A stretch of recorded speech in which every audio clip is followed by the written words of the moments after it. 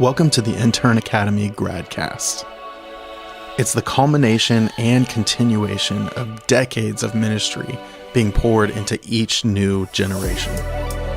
Listen in to intern graduates from all generations and learn what it really means to be a part of this pipeline of leadership that is changing the world one internship at a time.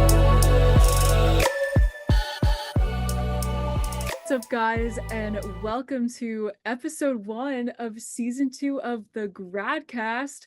Woo! So excited to be here with you guys. So my name is Abby Hills, and I'm here with my co-hosts Matthew Blackwood and What's Maddie up, guys? Jensen. How are y'all doing? What's up, y'all? Woo! And we're I'm also doing here. fantastic. Yay! We're also here with our friend Alex Norris. Hey guys, How are you doing, Alex? I'm good. It's been a little bit warm down here in Florida, but that's why we live here, right? Because we don't like the cold. So You're in Clearwater, right? Yeah, we're in Clearwater. So Oh, so exciting. Yay. Yeah. Well, I'm super excited to record this first episode with you guys of a new season. And it's like, I don't know, it hasn't been that much time off since we did our last one, but it feels like it's been forever. And so, yeah, it's good to jump back into things. And so, Alex, our guests don't know you. So let's hear a little bit about you, who you are. Tell us about your IA story, background, all the things. Yeah. So my name's Alex, like I said. So we live in Clearwater. My brothers and I own and run Tailwater Outfitters, which is a fishing tackle fly shop here in Clearwater that we opened in 2016, but all of us have kind of been doing it full time just for the last couple years. So it kind of went from a hobby to now our full-time job. So I'm married. I've been married. This year will be 10 years to my wife Heather. Congrats. Congrats. And so, yep, and we have two babies still. My daughter Pryor just turned 5 July 1st, and then my son Turner just turned 3 in April. So we got a 5 and a 3-year-old, and it's couldn't be more fun. So it's couldn't be more fun. And they're the best. They're both extremely fun, extremely sweet, and it's fun to raise them where I grew up, which I guess kind of can segue a little bit to my IA story. So I got to see IA from the beginning as a student. And so I grew up at Bayside Community Church under Chip Taylor. He was he's the czar of Intern Academy, right? The czar. The czar. And so when Chip kind of originally had the vision to start IA and have interns, we were kind of the guinea pig youth group, I guess, that had the summer interns, and it was obviously extremely successful. So I got to see that as a student, but never thought ministry was like something that I wanted to do. So I was pretty serious, and I mean, I was okay. I was pretty good. I was a baseball player, and so that was my thing all through high school. And didn't realize how much of an impact Bayside, the youth group there, and then the interns would have on me as a student. And so, really, during my first and second years in college, playing baseball, dealing with some injuries, dealing with failure, really for the first time, I really felt God telling me that, He wanted me to pursue ministry, at least look at ministry. And so there was a lot of things that kind of fell into place with that. And I didn't want to do an internship at home. And so that was one of the big things, that I'm not a huge change guy, but I didn't want to do an internship at home. And so this was in 2011, 2012, after my sophomore year in college. And so I wanted something familiar, but I didn't want it to be at home. So I went and interned with Ryan Chasen at McDowell Mountain in Scottsdale. And I was McDowell. I think I was Ryan's second intern. So he had his first set of interns was the summer before, and then I was the only intern actually that summer. The girl that was supposed to come, she wasn't able to come. I don't even remember why, but it was just me. And kind of my thing was I was studying business in school. I wasn't studying ministry. And never ended up getting my degree in economics and finance, so on the business side of things, but never, I didn't study, I wasn't going to school for ministry, I wasn't in seminary, I wasn't, didn't really fit what I thought was the mold, if you will. Mm. But, I heard multiple times, like, you don't have to do an internship and then you're 100% going to be a youth pastor. You know what I mean? Mhm. Yeah. And that was kind of my thought process, is like, well, I'm doing this, so that means I have to be a youth pastor and I have to make, $3 an hour for the rest of my life, So that wasn't, that was kind of the thought, was like, if I'm doing this, that means I'm committing to this, but it wasn't. It was so much more than that. And it was, you know, Ryan kind of told me before, I was a little hesitant. And Ryan's like, the worst thing that can happen is you have the best summer of your life. Like, you decide, hey, ministry's not for Yeah. you, but you have the best summer of your life. And so I went out there, and it truly was, up to that point in my life, it was the best summer of my life. And I learned so much about myself. I learned so much about leadership. I learned so much about problem solving. And it was an IYC year. So because we didn't do, IYC wasn't every single year back then. So it was an IYC year, so I did that along with middle school camps. And Ryan did a really good job at kind of throwing me into the fire and letting me figure it out, but also, coming alongside me and helping when needed. And the whole team there at McDowell with the IA curriculum, getting to meet with Joe Webb, who was the worship leader there at the time, and getting to meet with Yeah. Michael Fay, who was kind of more of the missions and pastoral care and administrative, associate at that time. And then, getting to meet with Matt Anderson, who was the lead pastor there, kind of in his first stint there, and getting to meet with them and really seeing the ins and outs of how a church actually works was just extremely eye-opening for me. But, Ryan was right. Like, it was, at worst, it was the best summer I ever had. And after that summer, I knew for sure, like, I definitely feel like ministry is what I'm supposed to do. Didn't know exactly what that looked like, but that Yeah. ministry was what I was supposed to do in that next season, in that season coming up for me, which was, finishing school, graduating, and, getting married. And then I knew that that next season for me was going to be ministry, but the ministry that it ended up being was not necessarily exactly what I thought it would be. Yeah. No, that's So awesome. yeah, Thank you for sharing all of that. And yeah, we're gonna get into, I have so many questions for you just about your yeah, yeah. story and all of that. But I know we want to start off with a little bit of a fun question, Matthew. Okay. Absolutely. So, one of the questions that I love asking my students as an icebreaker, because it Yes. really helps to get to know those around you. Yes. What is your favorite fast food place, and what is your go-to meal at that Oh fast food? gosh. Fast food is weakness for me. So my favorite, so I mean, favorite fast food place is the closest. But no, like, if I'm by myself, like, completely judge free, shameless, right? Best way Like, to get fast food. True. my wife's not there to tell me that it's disgusting, that I like it. Uh, I love Taco Bell. Oh, Like, yes. Amen. I know, like, I love Taco Bell. Um, and my favorite thing to get at Taco Bell, if I'm going to Taco Bell, no judgment. I am getting a Crunchwrap Supreme.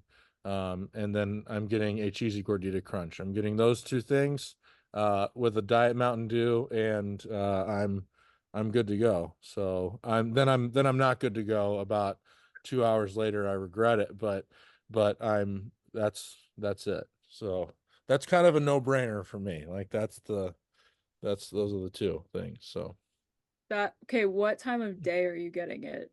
I'm That a is lunch guy. I okay. lunch. So now that I have kids, the kids go down at like between 7:30, 7:45, somewhere right in there. And after that, it's like I'm in shutdown mode. There's not like there's no go back out.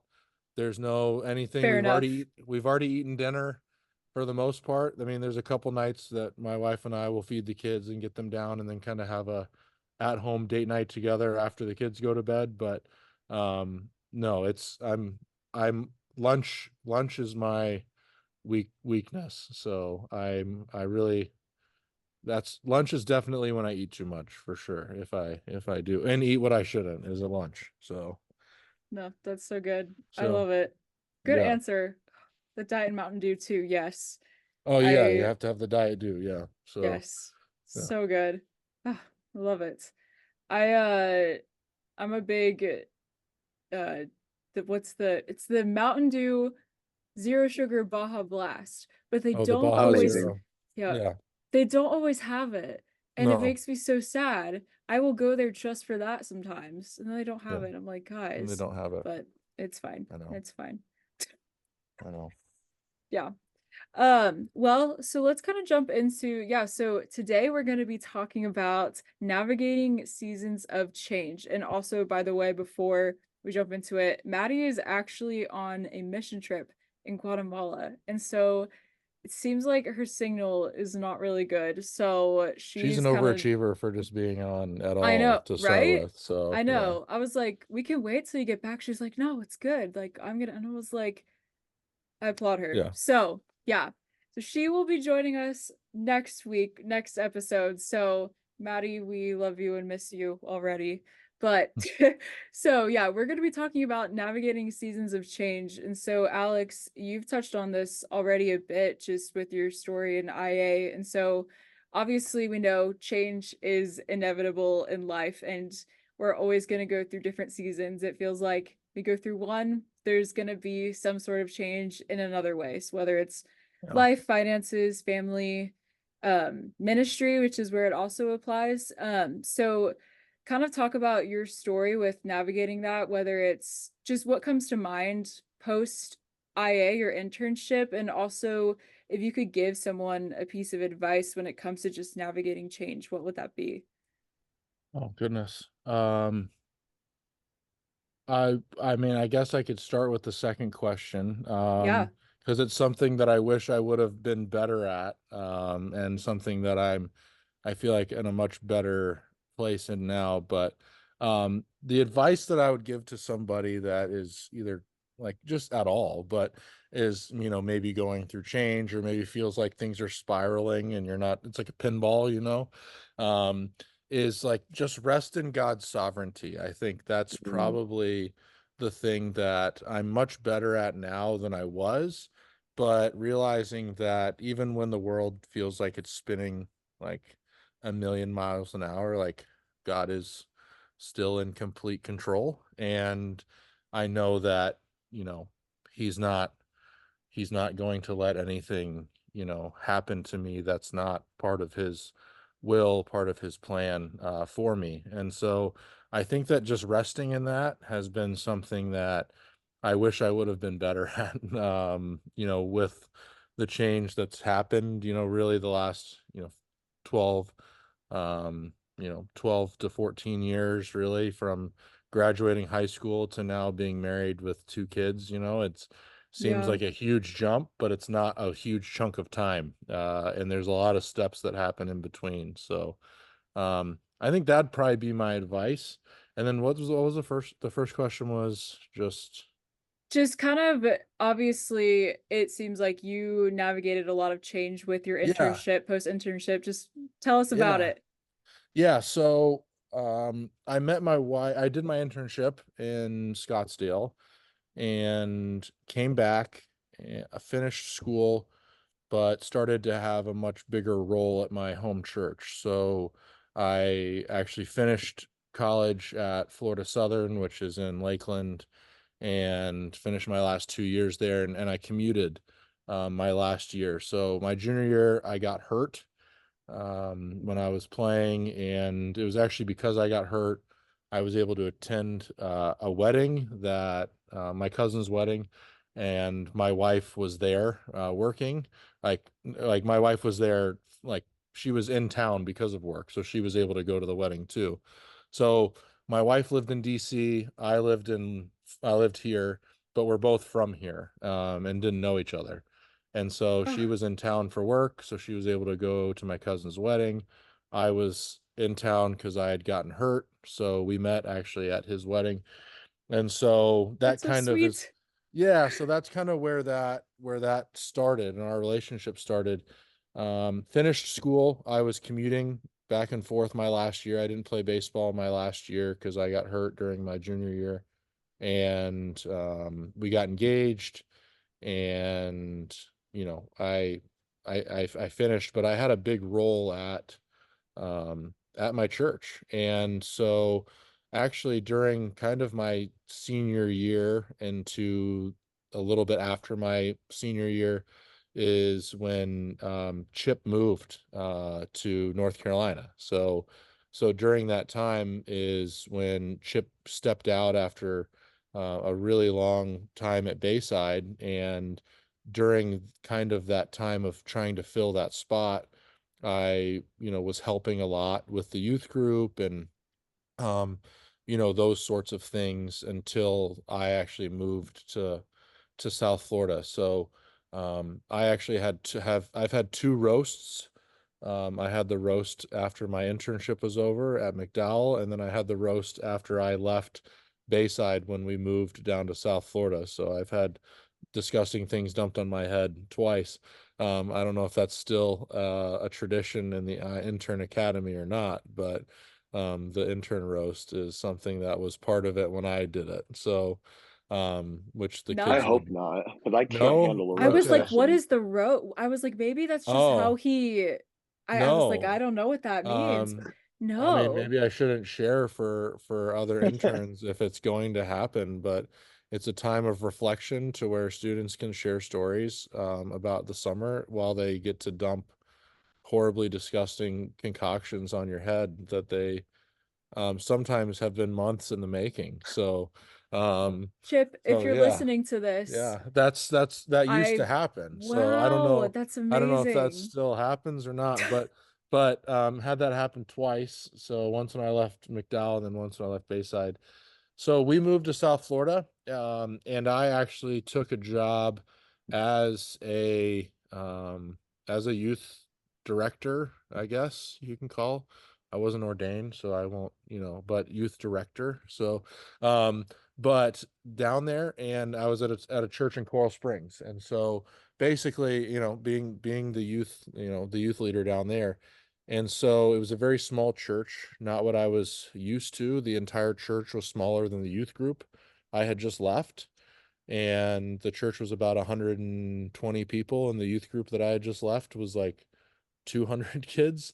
So Yeah. a lot of change. And so, and I worked there at that church for about 11 months, and started substitute teaching because I was, remember I was one of those $3 an hour things, right? So, Right. Yeah. um, so $3 an hour for uh, $20 an hour time. So, it was one of those things that I was there, but I was subbing. I started substitute teaching at Calvary Christian Academy, which is a big private Christian school in Fort Lauderdale. And so I was substitute teaching there while I was also working at the church. Some things happened at the church that made it pretty obvious I maybe needed to move on from there. And so I took a full-time job at the school. As soon as that stuff happened, a full-time position opened up in the Bible department at the school. And again, resting in the Lord's sovereignty, but a full-time position Yep. opened there. And I got hired with zero teaching experience. I got hired as a full-time Old Testament survey teacher at the school. So was teaching ninth grade Old Testament survey. I was learning as I was teaching, because I thought I knew the Bible until you had to start teaching it every single day. And um, so started teaching there, and that is really where the Lord led me for ministry for the next 7 years. Was Mm. I thought it was going to be in a youth group. I thought it was going to be summer camps. I thought it was going to be all-nighters and, stupid games and all the other stuff. But where it ended up being was actually in the classroom. And so for the next 6, 7 years, I was in the classroom, and I was teaching ninth graders, from Genesis to Malachi every single year, and every single ninth grader, until the ninth grade class got too big my last 2 years. But my first 5 years there, every single ninth grader was in my classroom, every single day. And Wow. so, to have 150 or 180 students that I get daily, touch points with, was something extremely awesome. I had a really cool department head that definitely didn't want, like, lesson plans to get in the way of what God was doing with, question Mhm. and answer, and with those things in class. And, really did 6 years of full-time ministry, but just in a classroom. I Yeah. wasn't a youth pastor. I was Mr. Norris, right? I was a teacher, and I did that, and I also coached baseball at the school too. So my ministry was not, in a church like I thought it was going to be. It was in a classroom and on a field, and the Lord had us there through the 2021 school year. And we've since moved back. June of 2021, we moved back to Clearwater. And so, yeah, it was, ministry was definitely one of those things that I thought it was going to be one thing, and it ended up being another. And it was like, you're a dude with a economics degree who did a youth ministry internship that's now teaching at a school. And so it was like, God really, was preparing me for something that I wasn't expecting, I guess. Mm. So, and being in a classroom was not what where I thought or imagined that I would be. And, um, so a lot changed, but for those 6 years, I was in one place. But, obviously life changes. So I had my daughter in 2019, and then we had my son in 2021. And so, change, I feel like there's times in your life where you really like have a lot of change happen really quickly. Mm. Yep. And, I think that like from graduating high school to like getting married, starting a family is one of those, because it's normally like 10, 12 years, normally, that a lot of stuff happens, from like 18 to 32 or 18 to 30, like, where just there's a lot that happens in a really short amount of time. Mm. And you move out for the first time, and you meet somebody, and hopefully you meet somebody and you fall in love and you get married and you have kids and all that stuff. And it's a mouthful, but there's a lot of change that happens that are great, but with that comes the big changes too, like moving to a new city or a new state, Mm. Yep. or finding a new career, or moving again. And so I think that the seasons of change, though, are those to where you look back, and maybe there was a lot of changes that happened, but that whole season was one where you can say, like, God got me from where I was to where I am, and used all of the things that are in between, to kind of get you there. So I feel like it Yeah. happens. I feel like that's one of those big seasons, from graduating high school and kind of going off on your own to, having a family, and, a career and whatever that looks like. And it doesn't look the same for everybody, and it doesn't need to, but um, I definitely think that's a season for a lot of people where a lot happens very quickly. So No, absolutely. You were saying the difference between kind of like the small changes and like those big changes, kind of tying it into like your personal relationship with God. yeah, It was there at any point in these seasons of changes that you felt yourself either growing closer to God because of the changes, yeah. or you felt like it was a little harder for you to connect with God and it took you a little time to get through the changes to then get back into that focus with your relationship with God per se. Yeah, I mean, definitely. I think that sometimes one thing I have to combat, and I think that it's something that a lot of people can resonate with, is life gets moving so fast that you're just trying to get Mhm, through it, and mhm, you're not stopping to enjoy what you've been given, and mhm, B, it's very easy sometimes, especially us as as first worlders, right? As Americans, we have lots of other vices that we can use to, whether it's help mitigate stress or whether it's to help calm ourselves or whether it's to entertain ourselves.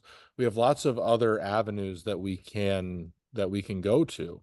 And so really constantly reminding yourself or having that relationship with God to where he is the first that you turn to, and mhm, not, hey, I'm bored, so I'm gonna, you know, get on my phone or whatever else, right? mhm, I Yeah. think that that's I think that that's one of those things to where really being able to slow yourself down can help.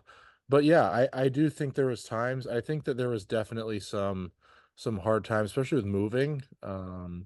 I think that was one of those things that was tough. Yeah. That season that I was working at the church and youth ministry was a really hard it was a really tough season for me. It was, newly married, newly moved to a new place, and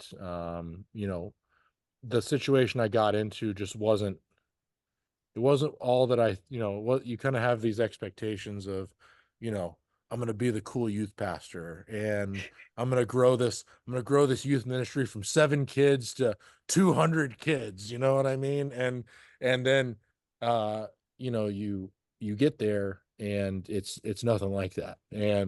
Um and that's not the reason that I ended up moving on from there, but real life sets in, and I do think that it's very easy to, whether or not it's like resenting what's happening at all. I don't know if it's like resentment towards God. I think it's more just, I think so many times we let life go faster than, you know, what go faster than it should.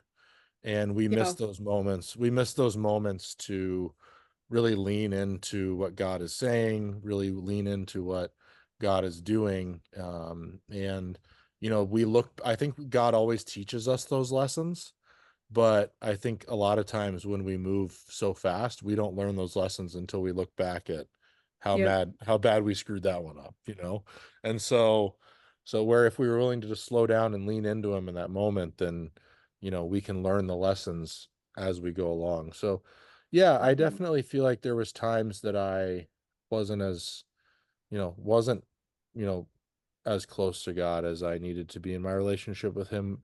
Him was, very shallow for certain periods of time through that. And I think that it's one of those things that for me it's not like, hey, it's easy to trust God when things are going well. I think I hear that all the time. I don't even know if it's that so much. I think that sometimes it's easier to trust God when he's all that you have left, right? but mhm. Yep. um but it's easy to miss God when things are going really well too. And so I think that just slowing down is something that can really help navigate seasons of change, but also to make sure that your relationship with the Lord stays, stays strong and stays close during those times. So Yeah. No, I think that's awesome. And I have been going through a very similar season of I graduated college, moved to a new state, got married, like new job, wasn't doing youth ministry like I thought, and I'm mhm. so easy to just fall into the shallowness of everything's happening around me, and like then No, now looking back I'm like, dang, why did I not take those moments to just process what the Lord is teaching me and doing and the goodness of it, but also being with him in it. And so I think that's super awesome and so encouraging. So I love that. It's really cool to hear your story. So yeah, it's really cool. yeah, I almost feel like when things are going well, like we don't feel like we don't feel like we need God as much as when things Mm, aren't. And so, a lot of I've heard it said like my whole life, you hear people say, "Well, it's easy to trust God when things are going well." It's like, well, I don't know if it is Yeah, because no. I think it's easy to like not I think it's easy to forget God when things are going well, And so Absolutely. because we're not in a place where we feel like we need him, even though we always do. And so we get Mhm. that little taste of power or that little taste of accomplishment, and then it's Yep, like, all right, well, I got it now. So exactly.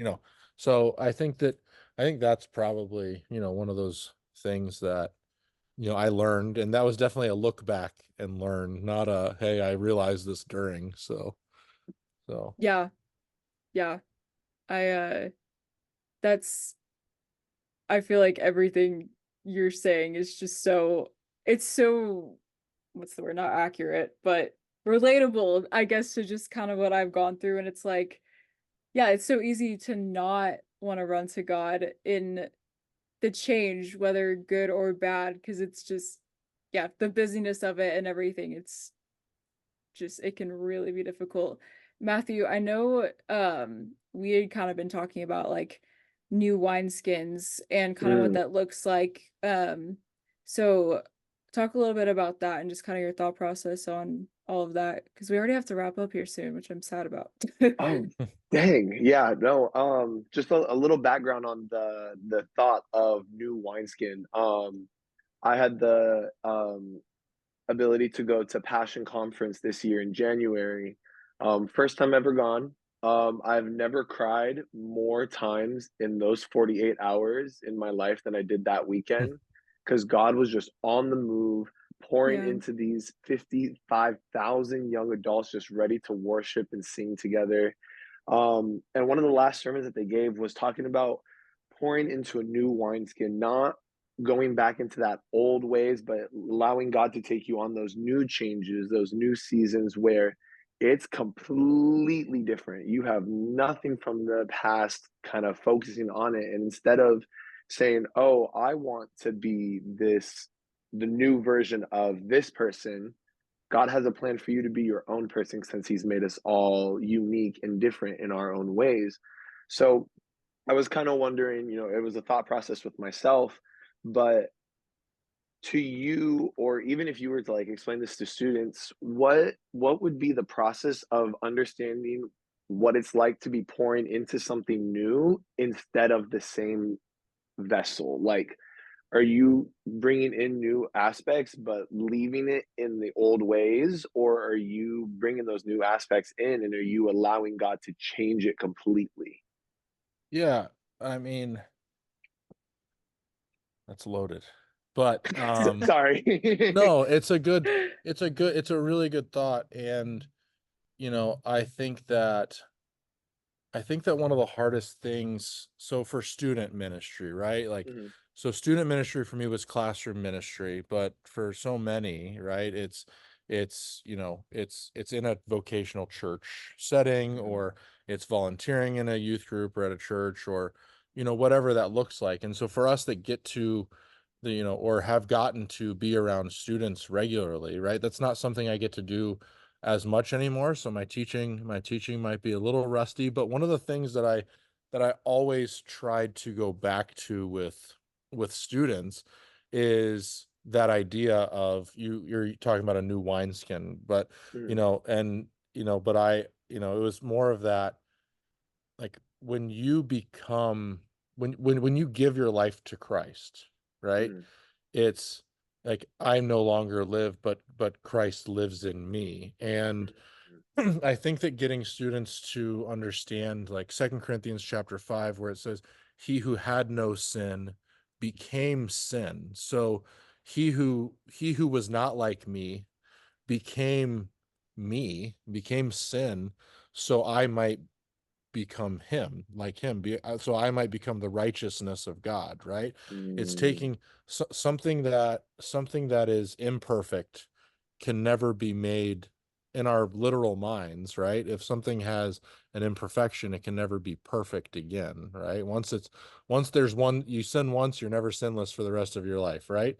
And so the idea of being able to be completely transformed and made new, to mm, where we are viewed as, because of Jesus's death and resurrection, we are viewed as righteous, which one of the words in the thesaurus for this is perfect, right? Perfection. Like God mm, views us the same way, as spotless and blameless.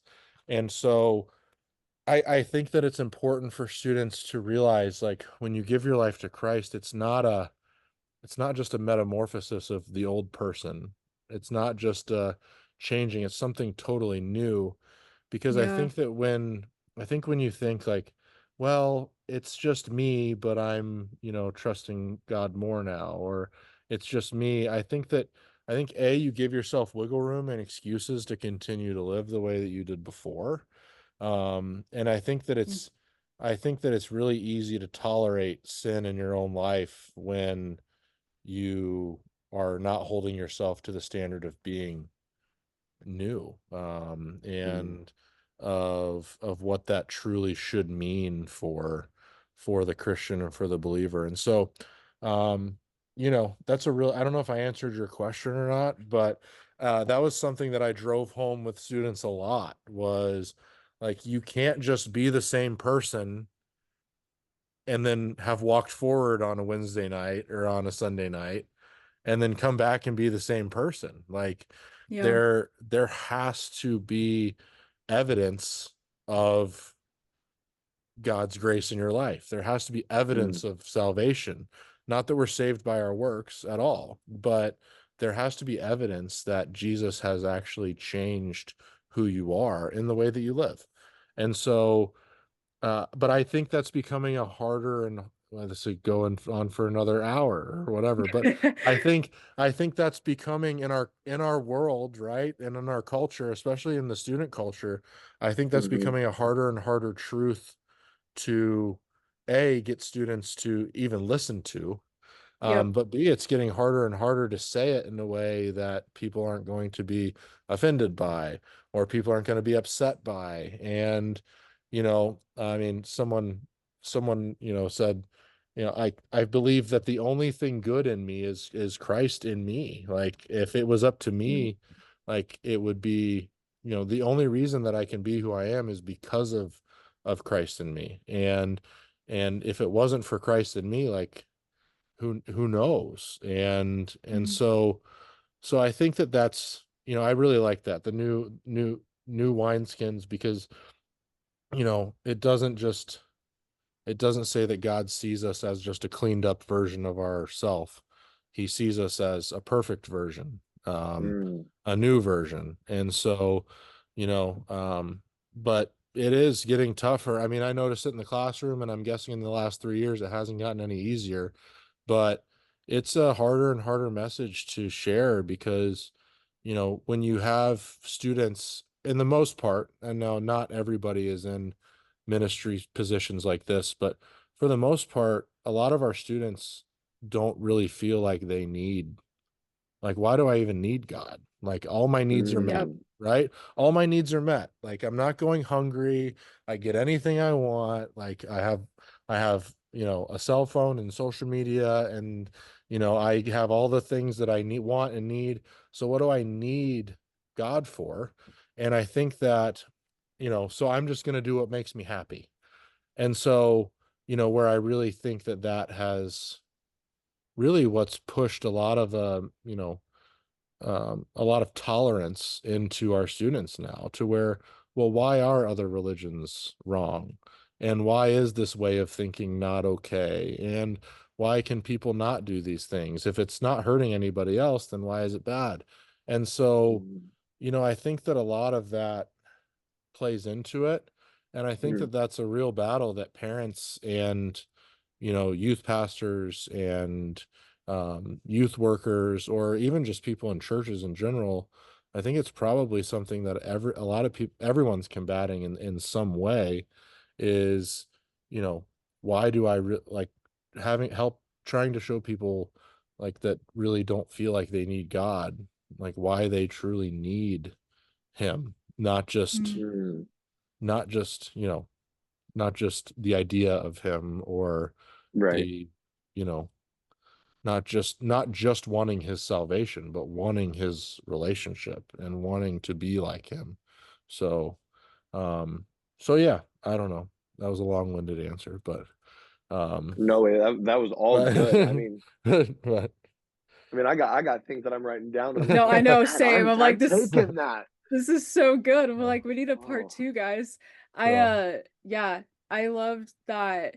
Um, it's cool. We talked about change just kind of when it comes to circumstantial and like what it looks like to rest in the Lord's sovereignty. I love that you said that, like that being yeah, your piece of advice. Because ultimately at the end of the day, he is the one thing that is consistent and is not changing, mhm, and he is good and faithful. And then also what it looks like when we talk about change when we become made new in Christ. And so I loved getting to hear all of your wisdom, Alex, and I yes. seriously wish we could just keep going because there's so much more we could talk about with this. And so yeah, any last thoughts kind of Matthew or Alex just on this topic of change that you want to kind of share with our listeners before we end? I'll let you go first. I mean, I would just say like there's very few absolutes in this world. One is that you're going to get older, and one is that change is going to occur. And Yep. so it's one of those things that we can't fight. And so when we embrace change, that doesn't mean that we're going to enjoy change. That doesn't mean Mm, that it's going to be easy. But I think embracing change for, knowing that every step that happens, God is orchestrating, and God has planned, and God is making happen.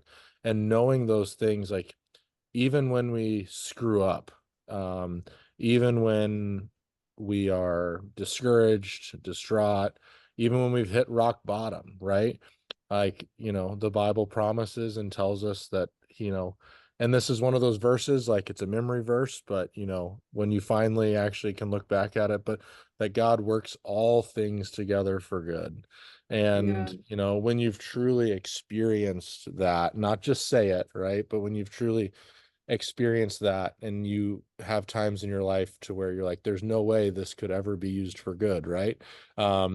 But then you see the good that comes from it later. It's one of those things that I think God uses change to continue to show us how much we can and how much we should trust him. So Mm, yeah, mm, so good. yeah. Sorry. Yeah, no, a verse that's actually like kind of been on my heart a little bit. It doesn't like fully talk about change, but it kind of talks about that waiting for change. Because I'm the type of person, I love change. Throw something at me and I'm okay with it, unless it's unexpected. I need Mm, that warning that change is about to happen, or like something like, and then it'll throw me off. But in Isaiah 26, verse 8, it says, yes, Lord, walking in the way of your truth, we wait eagerly for you, for the name and renown are the desires of our souls. Saying, God, I am going to wait eagerly for you because my soul desires to be with you, to be in your presence. And I kind of I feel like that's a good thing to keep in your head when you're going through change, because you might feel like it's not going your way, but if you are ready for the Lord to hit you with this, and you're waiting for him eagerly, anything is possible. And we know it. I know we've all seen it. So we just have to kind of like have that patience with him and allow ourselves to just step back and be like, okay, God, I'm putting this in your hands. You do your works, and I am ready for it. Yeah. Yeah. My verse forever is in Isaiah 2 as well. So chapter 45, so much I got it Mm, on my arm, but it says, I will go Isaiah 45 verse 2, I will go before you and make the crooked places straight. We'll break through the gates mm, of bronze and cut through the bars of iron, right? And so he's already promised us that he's ahead of us, he's planning our steps, he knows where we're going to be. And so Isaiah, um, it's a lots of wisdom in Isaiah, right? So, oh yeah. but yeah, Oh, so that's so that's good. funny. That's mine. The verse that I've rested in for quite a long time is also in Isaiah. So, I like that. Isaiah Yes, is so good. absolutely. I love Yeah, that. Yeah.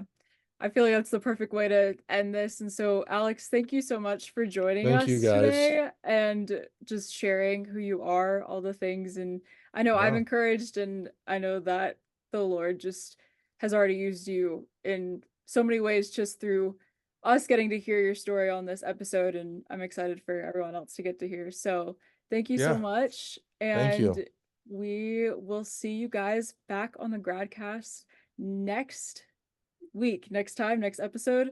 Yeah. So, all right. We'll see y'all. Peace. See you, everybody. See you guys.